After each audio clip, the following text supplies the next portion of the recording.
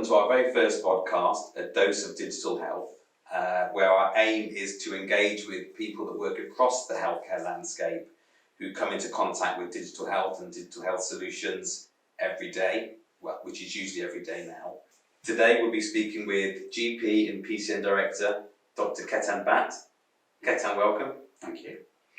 So Ketan, for this first podcast, we thought it best to ask you what subject we should discuss, and you mentioned decision fatigue. Yes.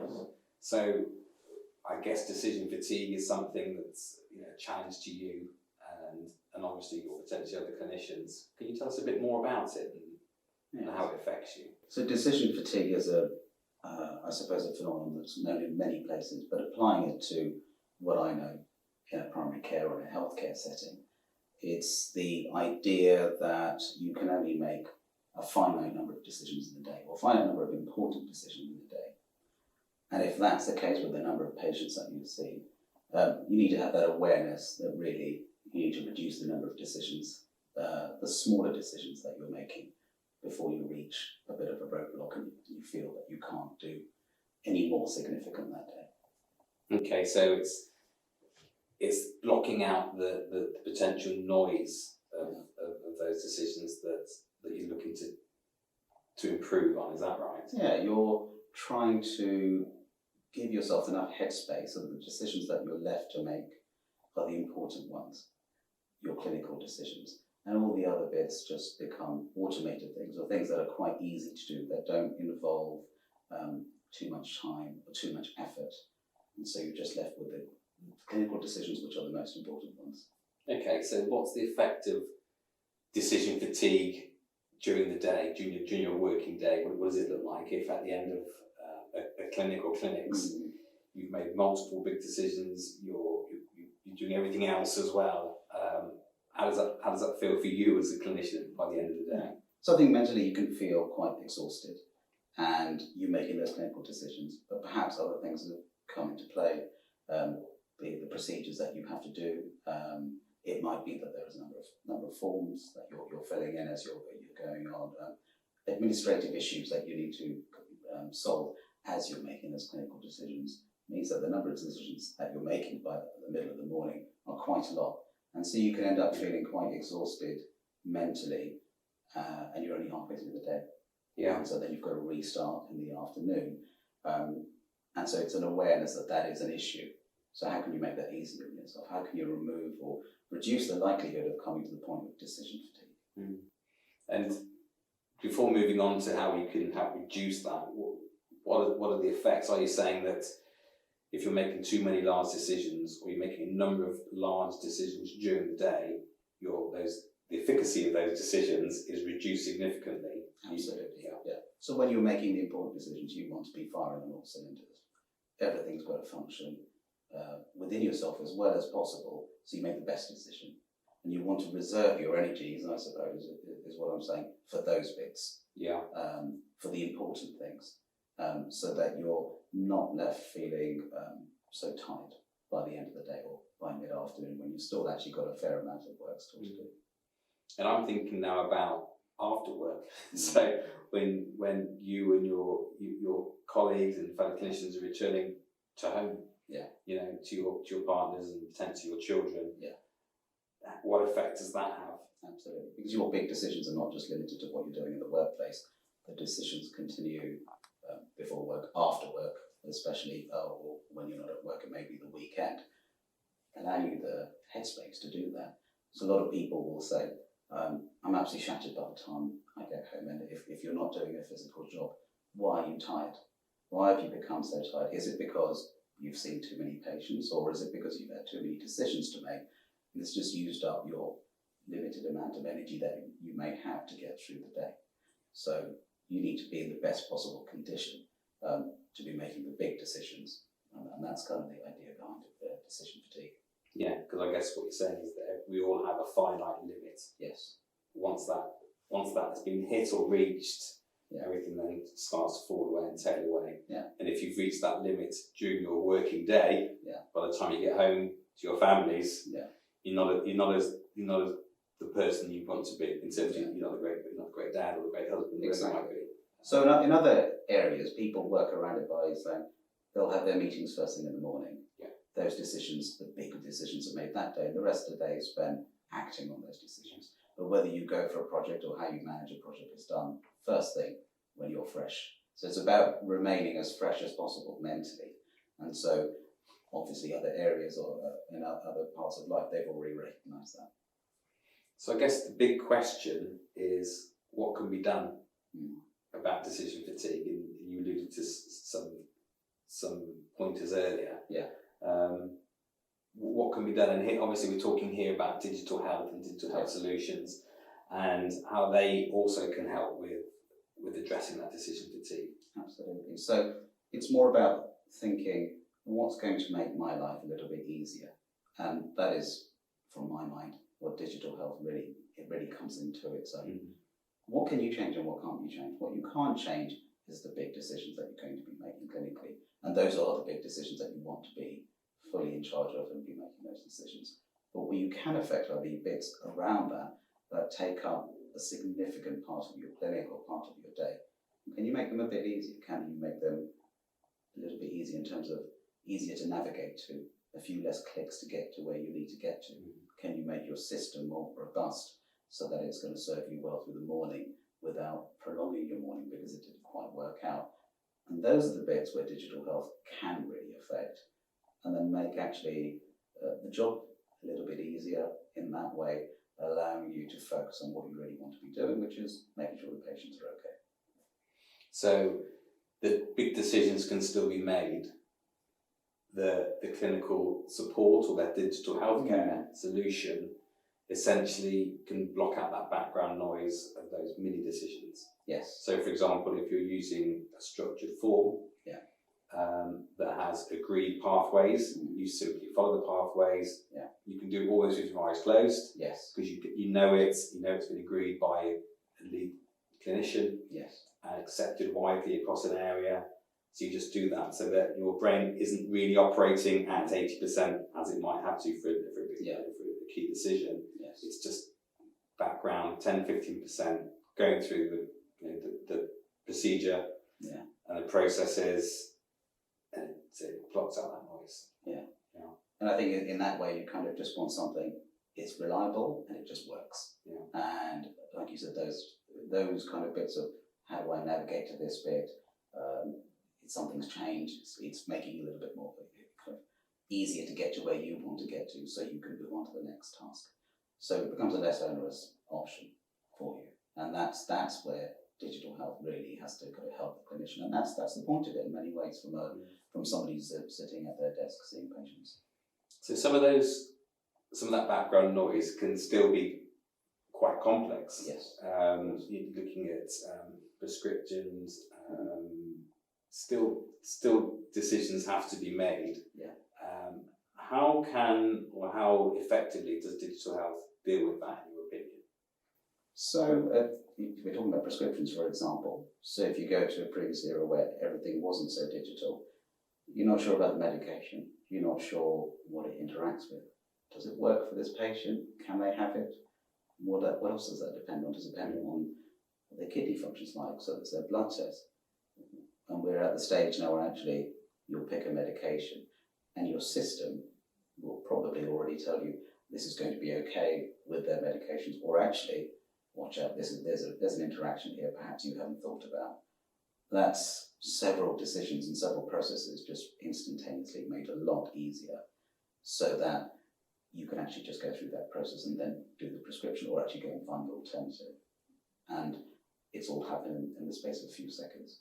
So that's a very typical example of how far we've come in terms of taking away several decisions or several processes just to get to a couple of clicks. And I guess navigating those processes themselves previously was quite an onerous task.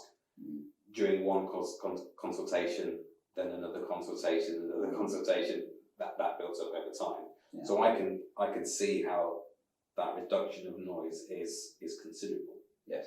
I guess, could you give me an example of a key decision, one or two key decisions that may be made during a typical day that would possibly be maybe with more clarity at 10 o'clock in the morning and not necessarily at 3:30 in the afternoon?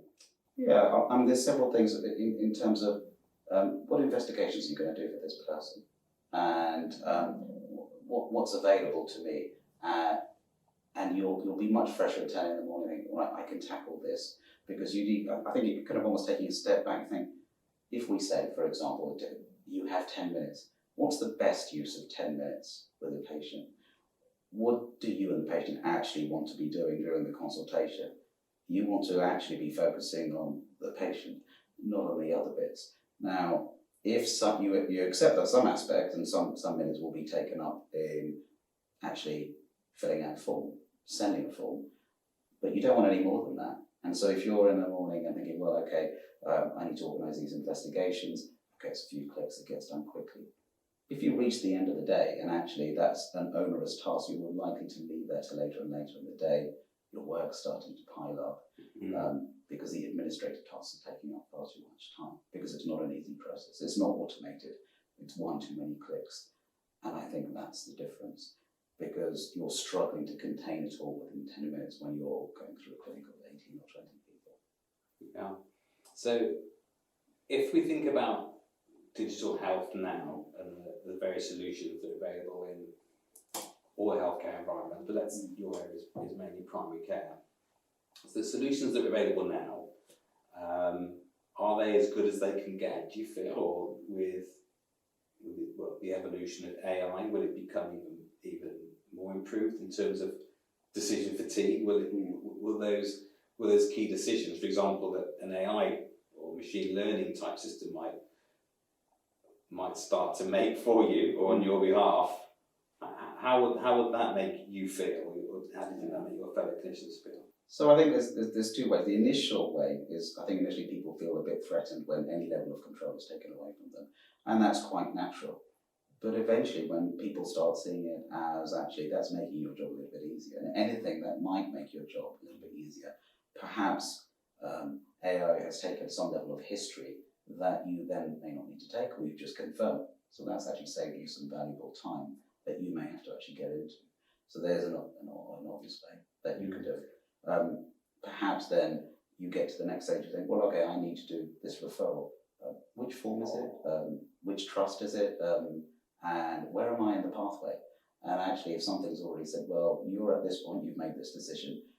However, the parameters were different, you could have made that decision, but you kind of know where you're going. You're going through that journey of going through that process and completing that task, but you're doing it in the most efficient way possible. So all of these things actually just inevitably start to just become part of your repertoire as a primary care doctor, and they just become part of your routine when they function effectively. And then you find, actually, I don't think I can do it without these extra bits now. Yes. And that's where you end up, and that's not a bad place. Yeah, I think when I think about it in the way you described, I imagine the decision you make well at 10 o'clock, not that you don't make a decision badly at 3:30, but the decision that you make well at 10 o'clock, you could, with the assistance of digital health or to support, and then AI, once that's involved, you'd make the same decision or help that decision at 10 o'clock at night, for example, because even more of the background noise has been taken away, and the algorithms are looking at the patient record, it's predicting conditions 10, 15, 20 years down the line based on real data. Yeah.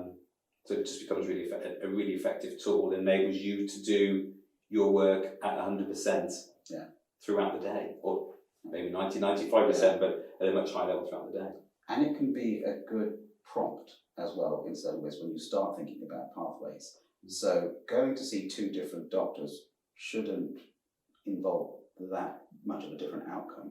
It does usually, but it shouldn't, because almost what you want is like you said, the decision you make at 10 to be the same one at the end of the day, because what you are doing as you're making the decisions is, have you thought of this as a diagnosis? Have you thought of this? And because AI is automated, there is no fatigue on that part. It's just adding to what you already know. And then that becomes actually an educational component, because actually that's something maybe you didn't think of. Mm-hmm. Nobody will think of every single possible potential diagnosis when it comes to it, but you'll be aware of it next time when you're met with the same clinical condition. I guess it's a way to look at it is it's making a clinician the very best that they can be throughout their period of work. Yeah. Which can only be a good thing. Yeah, exactly. It's help. Yeah. It's not a threat. It's just helping you get to where you need to get to. Yeah, no, absolutely. So, Ketan, thinking about the knock-on effects of decision fatigue experienced by clinicians, how do you feel that may, obviously we don't know the effects that will have on the patient, but also what about the other staff that work within practices, so the med secs, the nurses, etc.? So every decision that happens has a knock-on effect on somebody. And the patient, that's your first aim. But then the rest of the processes that we've spoken about has a knock-on effect. Somebody will be sending that form somewhere. If you don't know quite how to do it, or it's not that easy to do, you won't do it properly perhaps, or you'll leave for later in the day. The flow of information that goes then from the clinician to the admin department is haphazard. It will go back and forth. And that's taking up more decisions, more time to actually just complete a very simple process. And that then highlights the cumulative effect of actually not having the background noise kept in the background. Yeah, okay.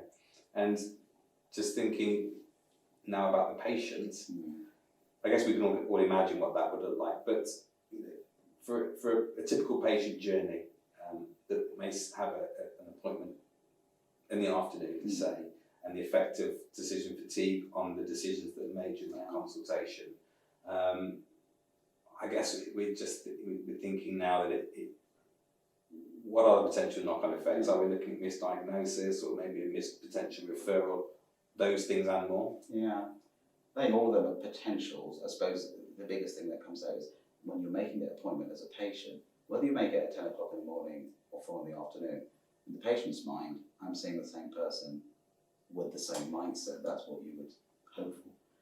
But if they have been making several decisions and they're already quite tired or mentally fatigued by the end of the day, maybe your referral gets delayed. Maybe it doesn't happen until the day after or the day after tomorrow, or some bits of information are missing where, and the secretary now has to go back and chase the doctor who's not in until the next week. And you can see how that all starts to add up. So the patient experience then suffers. And actually then the patient's thoughts about the efficiency of the whole process of having that appointment starts to become affected. And perhaps trust starts to get affected as well in that process. Maybe with that practice, maybe with that doctor. And that's completely unnecessary. And that's something that digital health works on quite nicely. Yeah. We were looking at a recent HSJ article, and they were talking about 7,000 healthcare personnel leaving the profession a month.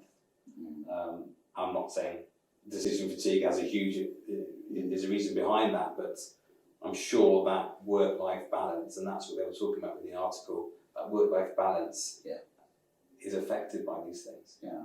And it's that you want to be the best clinician that you can be for your patient, but as you alluded to, you want to also be the best mum, dad, husband, wife, or whatever it may be, outside those hours as well. So make your life a little bit easier at work, and your life will, inevitably will have a better work-life balance. And I think that really does come together, because you can only change what you can change. You can be surrounded by other things which you don't have control over.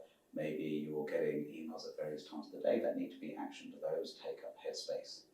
But the other bits that you're doing, that you're consistently doing, the bread and butter of actually seeing patients and actioning what needs to be done, you can affect that. And you can make choices that will make your life a little bit easier as part of each consultation. It's interesting, isn't it, that digital health solutions have become part of your everyday, and I'm sure that your practice and many others simply couldn't function without digital health solutions of some sort. I don't just mean the clinical systems themselves, but the additional software on top of that to support those those pieces of software. And I was wondering if you could maybe think back 10, 15 years ago, maybe, what life was like before those solutions were in place. How harder, or how much harder was it? Yeah. So I think we talk about efficiency of systems, that happens. So 10 years ago, yes, we had an IT system. You'd find the form, eventually, because you didn't quite know where to look for it. Yeah. You'd print it out, you'd sign it, you'd give it to somebody in admin, who then perhaps faxes it, or in late years scans it and then emails it. There are several points where things could go wrong there. That bit of paper doesn't leave the printer for some reason, it gets forgotten, the email didn't reach the right person. So many things can go wrong there. And where we are today, so those things are just automated because those processes are already in place. It's a few clicks to get to the point of filling out the form. It's saved in the notes. It's audited where that has gone to, when it was sent, was it received, because things do still go wrong. And when they go wrong, you can see exactly where they went wrong, and then look at your processes. Is this a process issue, or is this a one-off? I'm assuming it's also good to know that if a decision or an incorrect decision is made at some point, then that audit trail that you speak of within those systems is there to help you improve that further down the line. Yeah, absolutely. And what everybody wants is accountability for, be it your system or where something has not gone quite right, because you'll inevitably find that it's a process issue where actually it isn't reaching from A to B for some reason. Something went wrong there. Why did it go wrong there? And perhaps that clinician isn't aware of, this is how you make somebody aware that actually you need to send this off, or it's being sent to the wrong place, and so something's got delayed. But you won't really know until you can look through that audit trail. And so that IT becomes absolutely integral to what you're doing. Great. Well, Ketan, thank you ever so much for joining us today on this first podcast. Thank you. And it's been great chatting with you and learning more about decision fatigue and the knock-on effects, and how digital health solutions can really assist with blocking out that background noise. Absolutely. And digitising those processes and procedures, allowing you to work effectively throughout the day. Absolutely. And I guess also the point which we look at, certainly from where we're sitting as DXS, is the evolution of AI and what that might bring. And I think you said there's some clinicians may initially worry about what that might bring, feel threatened by AI, or actually I think over time it will just become part and enabler to help work more efficiently throughout the day, and therefore throughout a week, and to then go home to your loved ones and or your mates in the pub, or on the tennis court, the football court, wherever it might be, and have a better work-life balance as well. Yeah, I think essentially what I was is, anybody who does feel a little bit threatened or a little bit suspicious, don't be suspicious, be curious. Yeah. How's this going to help me? Could it help me? Let's see. Great. Well, thank you again. Thank you.